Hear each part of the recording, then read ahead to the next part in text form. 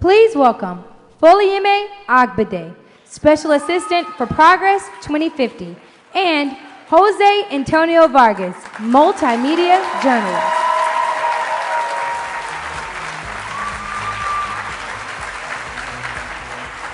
We're filling big shoes today, following Van Jones, but I'm here with someone who's an equally powerful progressive player.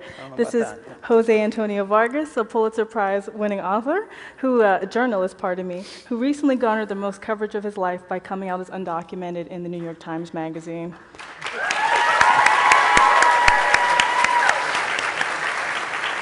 So as immigration and comprehensive immigration reform are really important to campus progress, so my own team, Progress 2050 at the Center for American Progress, we've decided to brainstorm some questions to ask you. We're going to open up the floor to the audience afterwards, and we just want to kind of get a feel for your experience and your ideas on activism as it stands.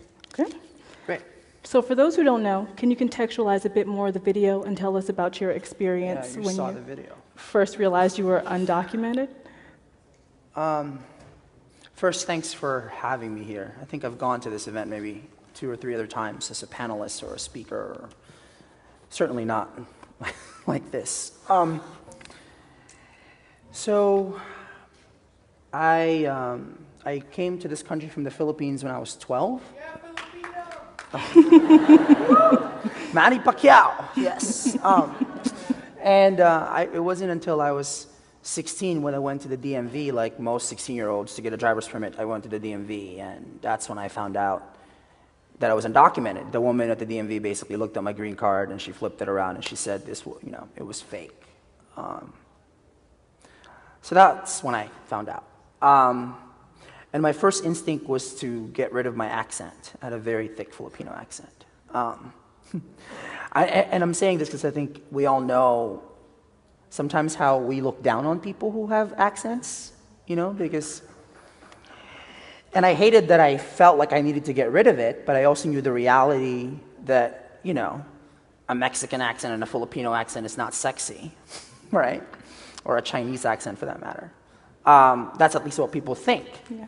And I just remembered when I was younger how my grandmother, and I would go to Safeway, the grocery store. Oh my God, is that my phone? No, it's not my phone. And someone, she'd be asking what the toilet paper was, and she was afraid somehow to speak in English because she was afraid that her accent was so thick. I didn't want anybody to think that I was an American. Right. My first instinct was I couldn't give anybody any reason to doubt that I'm an American. But it was devastating. But I have to say, I think it made me stronger, and it made me really fight for what I have, and whatever it is that I accomplished. Got you. Well, you spoke about your grandmother's experience, and that was really important, right? So let's talk a little bit about your mother. She tried to dissuade you from writing the article you wrote for the New York Times Magazine when you talked about your status. Well, lawyers also tried to dissuade me. That's from important writing too. What was so compelling about coming forward that you had to disregard your mother and your lawyers? How many here are journalists or writers? There's a lot, right? I can't really see all of you. I love journalism. Because I think, as a journalist, I think your job is not only to ask questions, but your job is to kind of step away from yourself, from what you believe, and look at an issue in the most holistic way you can possibly look at. What I'm trying to say is, for example, as a journalist, my job is to look at immigration and not just look at it from the perspective of people who care about immigration, but for those who are anti-immigrant. I have to somehow figure out why they think the way that they think. Mm-hmm. And to me, that's really, as a journalist, I find that very exciting. But for this piece, for the essay that I wrote, which is like 4,000 words, it was like getting an emotional root canal. It was like going through hell with like kerosene on my underwear. It was pretty bad. I just really wanted to tell the truth. Let's not kid ourselves. We all know that there are undocumented immigrants in this country, right? We know that a lot of them babysit kids, and a lot of them serve you at Chipotle, and a lot of them are the ones you see cleaning your yards. But we're not just the ones who clean your yards and babysit your kids and make your burritos. Which is not to say that that's, my grandparents, both of whom are legal citizens, are blue-collar workers. I'm proud of them. But what I wanted to do with the piece is to basically say we are a part of every fabric of this society. And we are not who you think we are. Mm-hmm. And I think as a journalist, and many of you who are journalists probably realize this, the best kind of storytelling is when you write about something specific enough that it becomes universal, right? I may have come from the Philippines, but the story could have been written for somebody who came from Ireland or Italy, or Sierra Leone, or Guatemala, or Dominican Republic. It could have been anybody, and that was the point.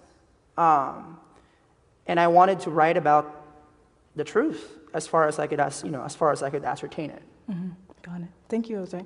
Unfortunately, we don't have much time to talk to each other because we have to take questions. So I'm going to try to roll about 6 questions into one. Okay, great. We are really excited about you joining the movement as not only an advocate, but as someone who's personally affected. Yeah. So we're really, I just got told that we don't have Q&A, so I'm just going to keep asking you questions. Oh, okay. Great. So as someone who is deeply engaged and affected, talk about your stamp on the movement now. Talk about like the Define American campaign. Yeah, I would urge everyone, if you haven't already, to go to defineamerican.com. Have you gone to it yet? Please check it out. And it's all about kind of trying to elevate how we talk about immigration in this country. Because most people in this room have an immigration story. If you don't have it, your parents have it, your grandparents have it. And so we can get it out of the ghetto that it's always been at. Immigration is one of those issues that it's become kind of a third rail in politics. No one wants to touch it. And we have to touch it, because at the end of the day, immigration is about us. It's about identity. It's about who we are in this country and who we're going to be, especially as we move to a minority-majority country, which is what really 2050, Progress 2050. It's all about. Yeah. Okay, thank you very much. So for people who are already involved as dreamers themselves or as allies, what would you say about their strategies? What else people can do to get involved and get noticed?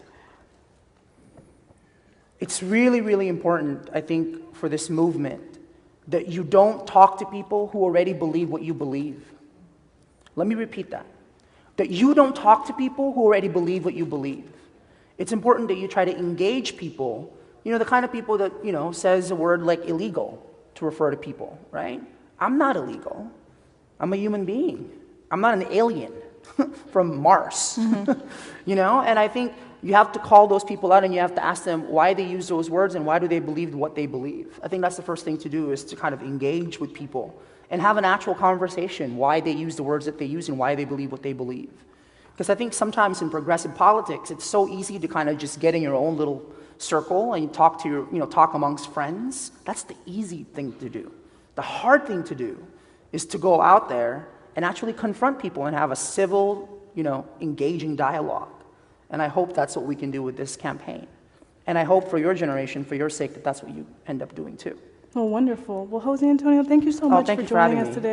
We just really appreciate it. Please, defineamerican.com. Check it out. Do you have a Twitter feed or Define American? Yeah, at Define American is the Twitter feed. All right, and we're at Progress 2050, so please feel free to send us your feedback, your thoughts, your questions.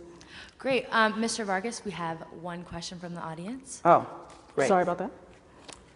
Hi, I was just wondering if you could speak a little bit about the role of young people who in the last several years have come out as undocumented publicly, and if that had any impact on your decision to come out in the New York Times Magazine. Oh, certainly. I mean, I felt obligated, to be honest with you. I felt like, I don't know if you know this, a lot of people in your generation, the dreamers, have been coming out.